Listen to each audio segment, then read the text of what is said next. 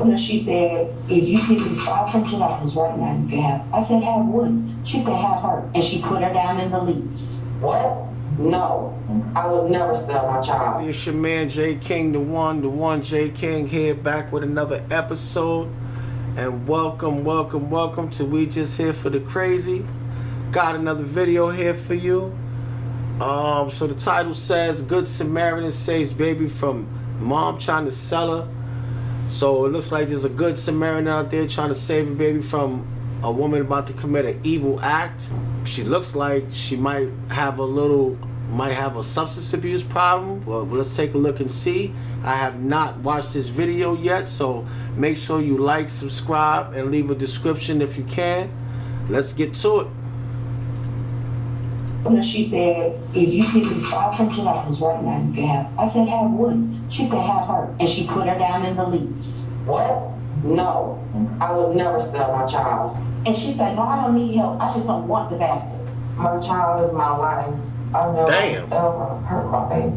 And I'm like, is she crazy? In March 2024, a woman walks into a police station with an 18-month-old girl and a shocking claim the child's mother tried to sell her own baby. And when that didn't work, abandoned her entirely. But what sounds like an open and shut case takes a twisted turn when the mother accuses the woman of orchestrating a plot to steal her baby. The following report is based on official police records, and most of the footage has never been seen before until now. On the afternoon of March 5th, 2024, a woman comes into the Palatka, Florida Police Department with an 18-month-old baby on her shoulder and an extraordinary story.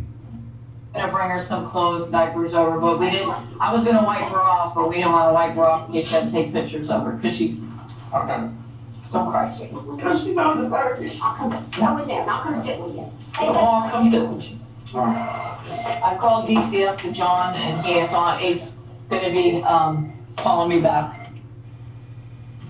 Thank you so much for doing this. I know that this is way outside of what I'm a mom first. I understand. The woman is an employee at H&R Block, and she says she was getting ready to close last night when a client named Jessica came in with her baby daughter. We don't have no shoes on. Her and Jessica walked in, and she asked me could I give her a new Emerald card because her taxes had dropped, and she left it somewhere or something happened with it. So I got ready to put her stuff in, and I noticed the baby had took her diaper off, and she was like pointing at her private, like it was irritating her or something. So I was like, oh, maybe it's the diaper, you know, he's being irritated or whatever. And she was like, she's not gonna do that because I only have one diaper for her. So she put the diaper back on her.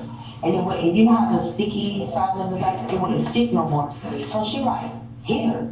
And was like, you just stupid, you shouldn't be there. And I was like, what? So I called the police. She says she waited until police arrived and then went home for the night, unaware that her involvement with this woman was far from over. This morning I came 7 a.m. The mom, Jessica, was laying on the AC unit. And she was in a Dollar General's buddy. And it was drizzling. She was asleep and the baby was in there hollering. Well, I said, do you need help? Like, do you need me to call these people so they can help you? And she said, no, don't worry about it. And she snatched her daughter out the top part and put her in the bottom part. The woman says that Jessica left at that point. Not long after, someone at a nearby restaurant calls the police to complain about a woman and her baby walking around asking for food. The responding officer finds Jessica inside, annoyed that someone reported her. Because they were worried about the baby. Because she's throwing a tantrum. No, well, more they wanted to make sure the baby was okay and that you were okay. Fine, I'm trying to find emergency housing. So what's the situation? What are you going through right now? I'm going through a lot. Like as far as housing, why are you looking for emergency housing? Because I had a boyfriend who used to beat the out of me and I don't want to go around my kid. If you can please help me in any way. Well, okay, so I've got our victim's advocate coming out. She's gonna bring some stuff for the baby. Where? She'll be coming over here. You know, just because the baby cries doesn't mean that they're in trouble. No. Okay, I'm just gonna ask a random question. I'm not a mom, but I am a father. I am a dad. if you as a mom, wouldn't it make more sense? Like, there's adoption agencies, there's foster care. Like, wouldn't it make more sense? I guess because, but I guess it's not really about logic though. In a lot of these cases, it's about that. It's about the benefit, the financial benefit, huh? Let's see. Sure, you have kids. I do. I have a son and a stepdaughter. I can't even believe this. Is that rescue for my child? No. They're going to the hall. The victim's advocate arrives with her assistance, but Jessica is wary of their motives. Really, y'all making me feel sorry. Oh, no, This is the victim's advocate that I told you I had come. No, y'all really making me feel sorry. I got four y'all. we have a bunch of stuff for you and the baby. Jessica settles enough to accept the help these women have brought for her, but she doesn't let her guard down entirely. How is it that the police, like, this woman is homeless with a baby? Why is she allowed to even still remain like? And I don't advocate for women, anybody to lose their kids, but the circumstances are not. Being homeless is not. It's not cool for a kid. It's not cool for a baby. So why isn't child like, I gotta call child welfare? You know what I'm saying? Like, why isn't there like some kind of procedure or process put in place for situations like this? Because I know situations and people in this situation, this is not like an anomaly. This is not something new. This is definitely something that, as time goes on, you know, we've been seeing more and more and more of. So I don't know what state this is or wherever. I don't know what it's. I don't know what state where this is at. But why isn't there something in place to protect this baby? This is a baby who has no choice. It's just right now, I'm getting a place to stay. She thinks y'all are probably trying to take her away from me. No, we're not taking her away from mommy. But Jessica does wind up separated from her daughter, and according to the woman at the police station, it happened later that day. She came back to our job. At this point, she's yelling at the customers in there to give her money. I said, ma'am, you gotta leave. Like, you have to leave now. She said, oh, I'm not leaving. And then she took her in the bathroom. When she left out there, I called the police. And she literally pushed the buggy in the road and laughed about it. And then hurried up and grabbed it. And I'm like, is she crazy? She says that although she gave the officer details about Jessica's behavior, she was told that it would come down to her word against the mother's, but it wouldn't be long before Jessica would return yet again, and this time she would come with a shocking offer. She came back. I see her walking back towards our job. And she said, come here, because I trust you, come here. So I'm like, oh my God. I asked two of my coworkers to walk out with me because I don't know what's in somebody's mind. And as I walked over there, she said, if you give me $500 right now, you can have it. I said, have what? Damn. She said, have her.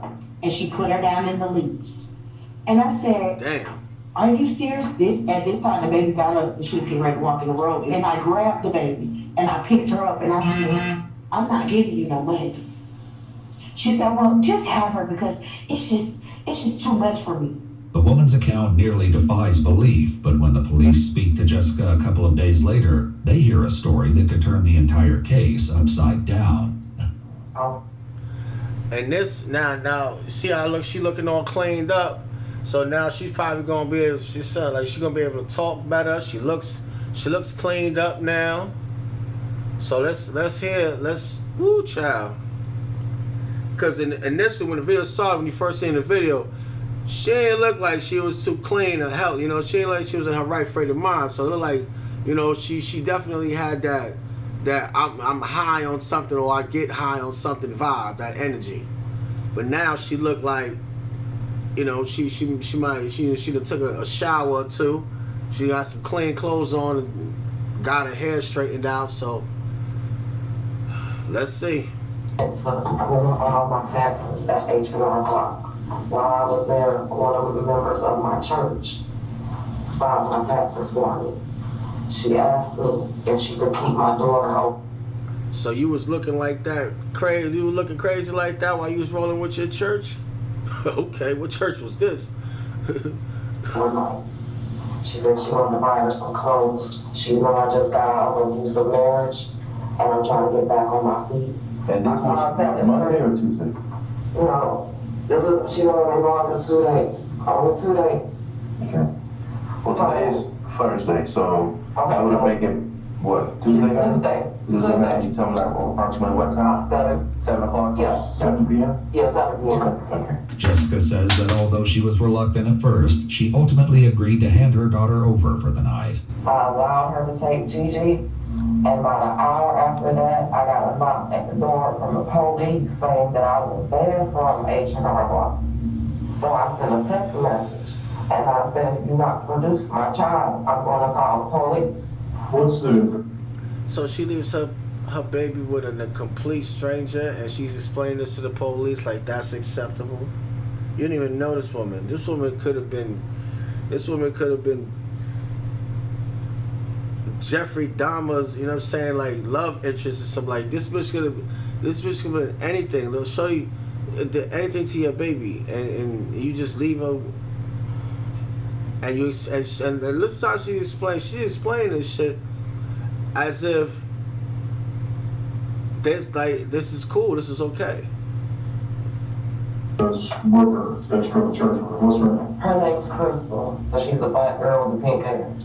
Jessica paints herself as a caring mother who was tricked into giving up her baby, which is a far cry from the story police heard at the station.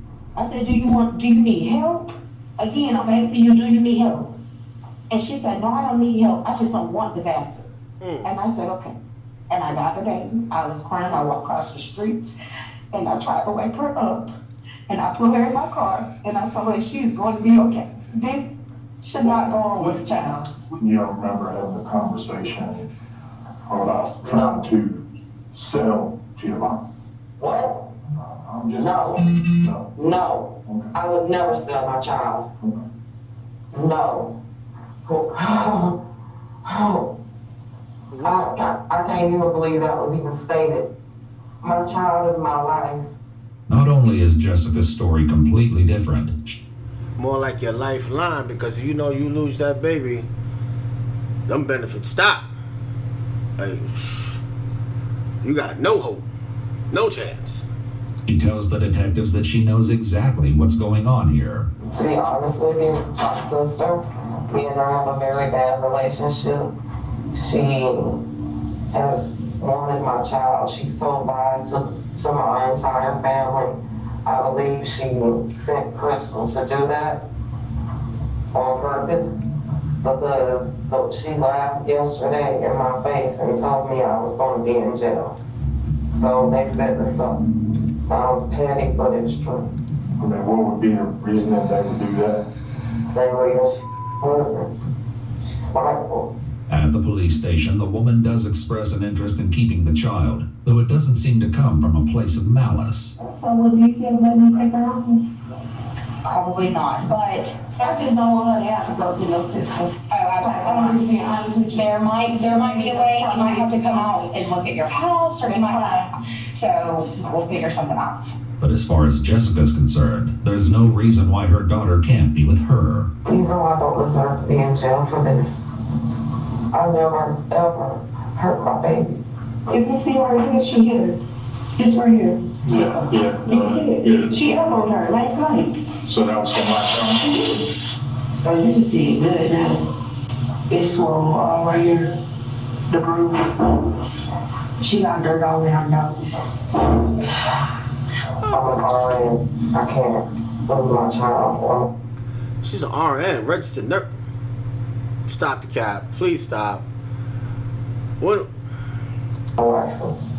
Jessica was a licensed practical nurse, but her license was put on probationary Okay. status a year prior when she Okay. failed to notify the Board of Nursing that she pled no contest to a disorderly conduct charge. But the detectives are only concerned about Jessica's current story, which seems to have a couple of significant Your RN problems. is no I allowed good, so her you to ain't take no RN. Gigi, and about an hour after that, I got a knock at the door from the police saying that I was banned from H&R Block. Jessica's stated timeline would put this at approximately 8 p.m. However, the detectives know that she was banned from H&R Block at 11:30 in the morning. She asked me if she could keep my daughter overnight. That would make it, what, Tuesday night? Tuesday, yeah. Jessica says that Crystal took custody of the baby on Tuesday night, which would have been impossible given that the baby was sitting in the police department on Tuesday afternoon.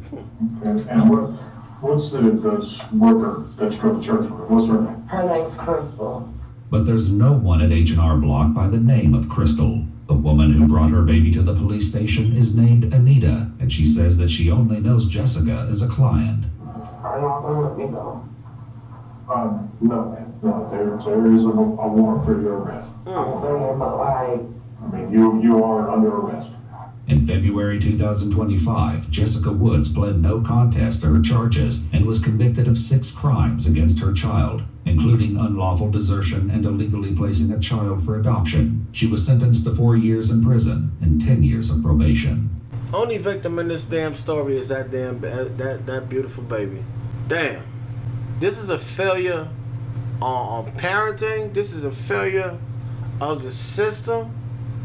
Like, I don't even understand, like, so law enforcement, you come to a woman that is homeless, don't have the means to feed their child, but yet they still allowed to hold on to the child.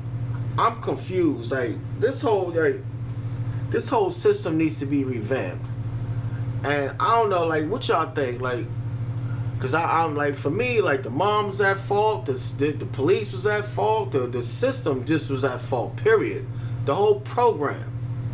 So, you tell me what y'all think. Like, subscribe, comment. I'll see y'all in the next video. 1.